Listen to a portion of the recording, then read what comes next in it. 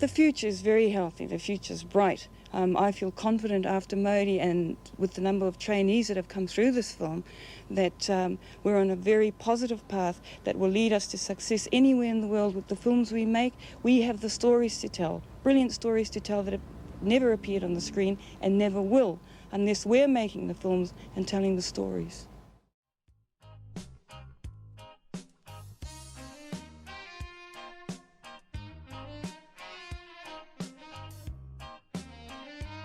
Merata Mita had a very traditional rural Māori upbringing, as she grew up in the Bay of Plenty town of Maketu in Aotearoa, New Zealand. For 8 years, she was a school teacher of Māori students that were deemed unteachable, and came to realize that they were not failing due to lack of capability, they just needed to learn in a different way.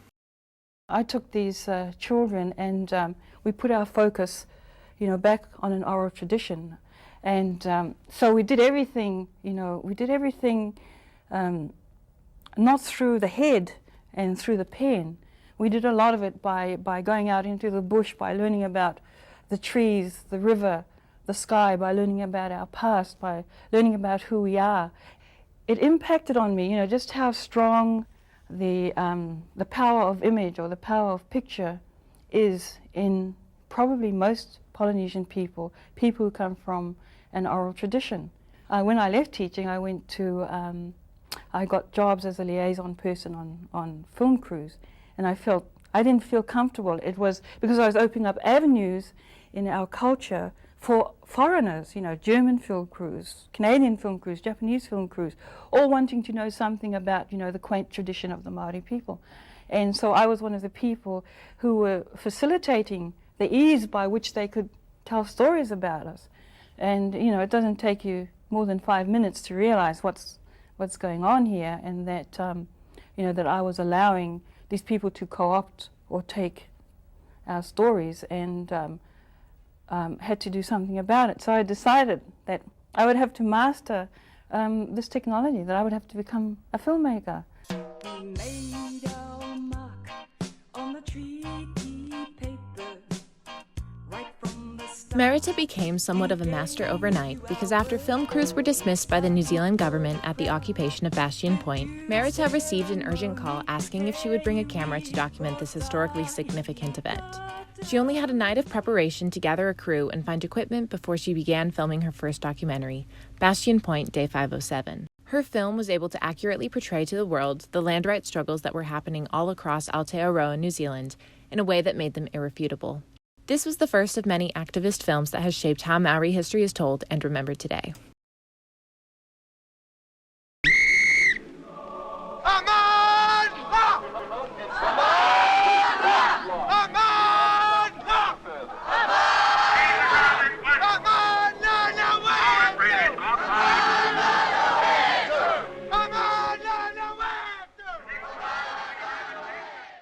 The 1981 Springbok Rugby Tour movement was a climactic event in the fight against the South African apartheid system and a key indicator of the racism that New Zealand was neglecting. The 1981 movement stemmed from the turbulent racial past between New Zealand and South Africa. When the New Zealand rugby team, the All Blacks, toured South Africa in 1970, the Maori players on the New Zealand team were considered honorary whites in order to uphold the country's whites-only rule. When it came time for the South African Springbok team to tour New Zealand in 1981, New Zealanders petitioned their government to stop the tour and take a stand against the apartheid system. But unfortunately, they refused to do either. Patu was not only able to serve as a record of the controversial history that had unfolded, but through it, Merata Mita had been able to incite a discussion about race relations in New Zealand. It was a great awakening, and I guess it was a necessary part of New Zealand's growth and development, because without that tour, I don't think people would have woken up as fast as they did to elements of racism and government that, were already existent in New Zealand that we knew about. From the group, there's been no attempt at all by the police to move them off the field. The group standing in the middle of the pitch, arm in arm. Watching, the whole world watching, the whole world watching. Go back, please. Watching, the whole world watching, the whole world watching. Double left wheel. More police coming up from under the stand. And these policemen are equipped in their riot helmets.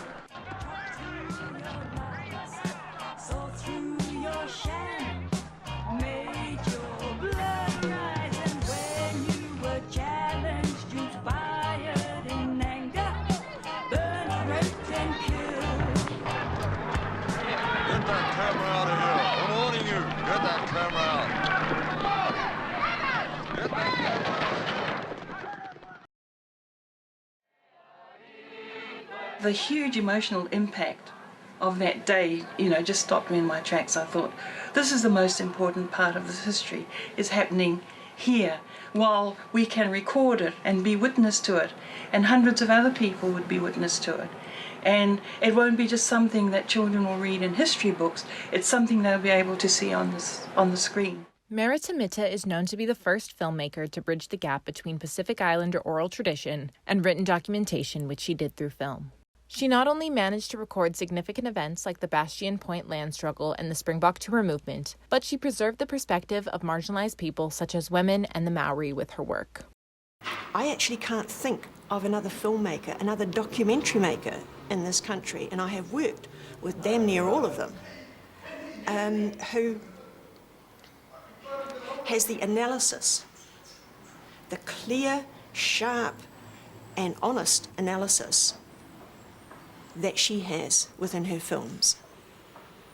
And as such, I regard her as the most important documentary maker that we have. Film can be seen as the bridge between written documentation and traditional oral storytelling practices, where Pacific Islanders are able to share their cultural identity with others and accurately represent themselves.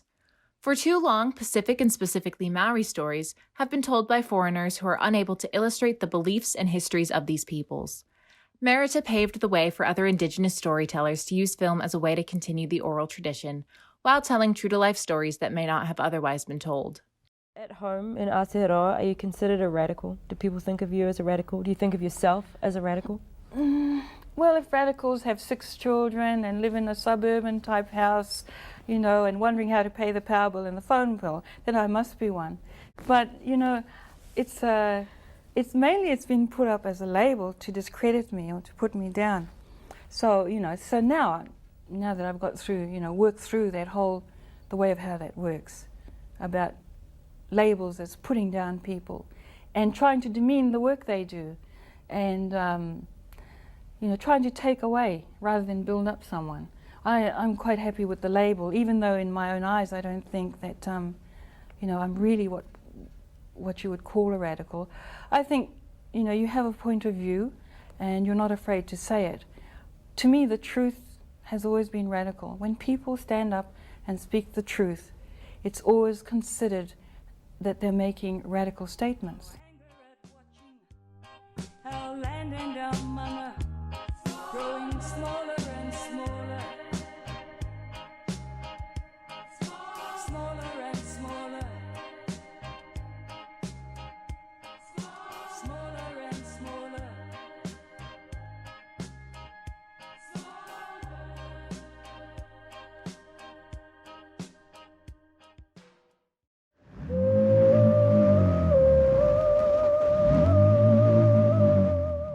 Merata Mita was not only the first woman in Aotearoa, New Zealand, to solely write and direct a dramatic feature film, but she was also the first Indigenous woman ever to do so. Her film Māori can be considered one of the first fourth cinema films, a term later coined by New Zealand filmmaker Barry Barclay, meaning Indigenous films made by Indigenous filmmakers for Indigenous people.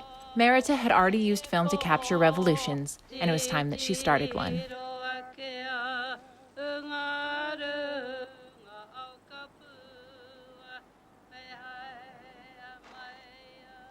I made it for a Māori audience. I didn't try and do everything, like make the story that white people would love, that Māori people would love, that shepherds and lawyers and everyone would love. I mean, I just didn't think it was necessary, because when you look at the world, the majority of films made in New Zealand, Britain and the United States are made for white people, 99.9%. So I thought, so why shouldn't I make a film for my own people? After all, that's who I am, that's where I come from. Why would I be trying to, make a film about white people? They know their stories best. They know how best to make their stories, much better than I do.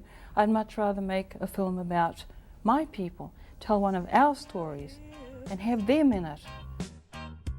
And you weren't satisfied without people dying, you then took the land. And every Māori who sees this film will understand what I'm saying when they see this film. Every Pākehā who sees this film will have some insight into the breadth and depth of what Māoritanga really is. Just as Merata Mita was able to pass on her stories through her films, she passed on her knowledge of filmmaking to younger filmmakers. Not only did she see it as her personal mission to encourage the next generation of filmmakers, but she knew that if she didn't help pave the way, there might not be anyone else that would. After this experience, after the making of Māori, I see it as a personal mission to continue to encourage and work for a developing Māori feature film industry. I would take it upon myself personally to canvass for scripts written by Māori people, to push Māori writers and other Māori artists into directing films, to train more people to produce. Never has the need been so much highlighted as on this shoot.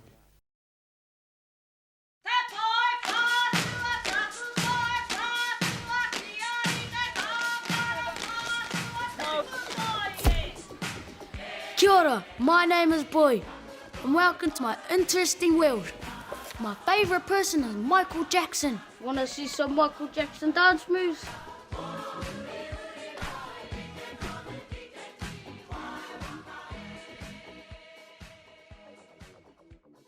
Oscar, BAFTA, and Grammy Award-winning filmmaker Taika Waititi saw Merata Mita not only as an icon, but as a mentor. Merata served as co-producer on his first feature film, Boy, which at the time was New Zealand's top-grossing film, only to be later replaced by another one of his films, Hunt for the Wilder People. Merata's guidance and insight helped Taika to become the extremely successful filmmaker that he is today. Yeah, she helped me a lot on when I was developing the screenplay for Boy as well, and yeah, just someone I could turn to for honest criticism and good feedback and inspiration for when I was, trying to come up with creative ideas, or when I was unsure of myself. She would always be like, "Don't do what everyone else wants you to do. Just do what you want to do."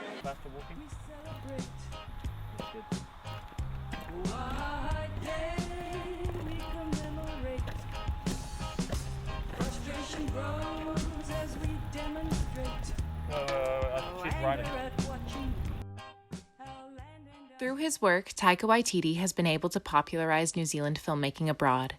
Stories from Māori and Indigenous filmmakers are now being sought out by audiences from all over the world, which is just as Merata Mita had hoped. Where she said, "You can represent us overseas. You don't have to be here.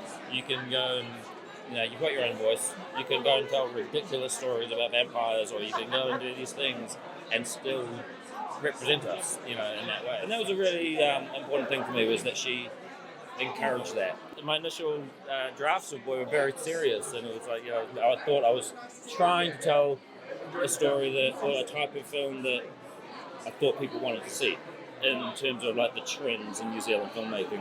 And she said, "That's not you, man. That's not you. You're an idiot, and just make a film, that's really true to how you tell stories." And so that's why Boy really is, the way it is.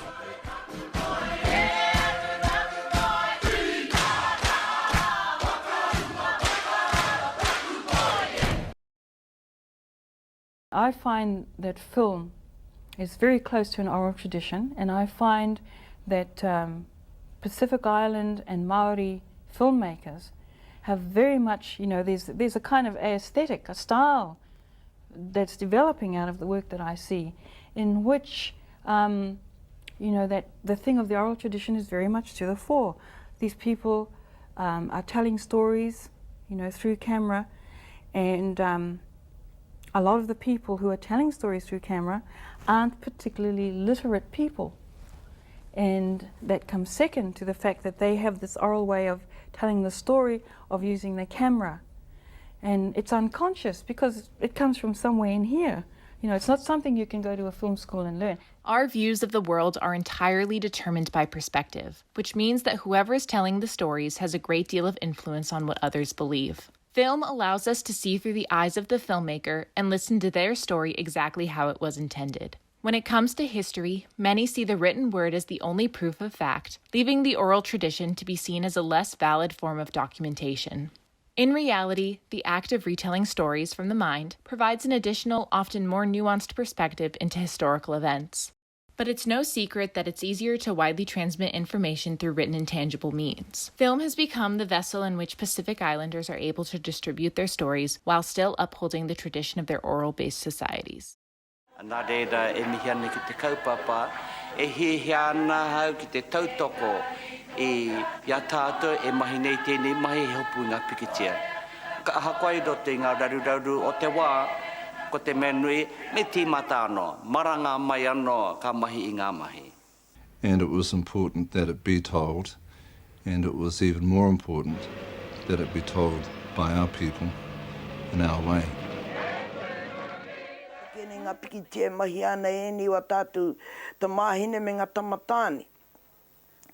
E uru mai ana te tāwairu e kore e taea te kapotu e tauiwi e ni mahi. I te mea ki hei uru atu ngā tikanga tupuna o te tāwairua ki roto I wala atu hakaro I te wai ala te mahi ana e ni pikitia mo ngā pauka whakata puta noi teo. Representation truly matters when it comes to film, because if groups of people aren't being portrayed accurately or at all on screen, it's almost as if their true identity is being completely neglected. Merata's documentaries and narrative films were able to show the essence of Māori like never seen before, because there hadn't been a female Māori filmmaker before Merata Mita. Like now, one of my primary goals is to decolonize the screen and to indigenize a lot of what we see up there. And you know, it's a difficult task, but it's not impossible. Merata Mita's legacy lives on, not only through her films and through those she directly mentored, but also through the Merata Mita Fellowship from Sundance, which is awarded to an Indigenous woman-identifying artist annually so that her mission to decolonize the screen can continue. Merata's work will forever serve as inspiration for other Indigenous female filmmakers, and her dedication to her craft has bettered cinema and storytelling as a whole. It's very important, not only to Māori people, it's very important for the whole of Aotearoa.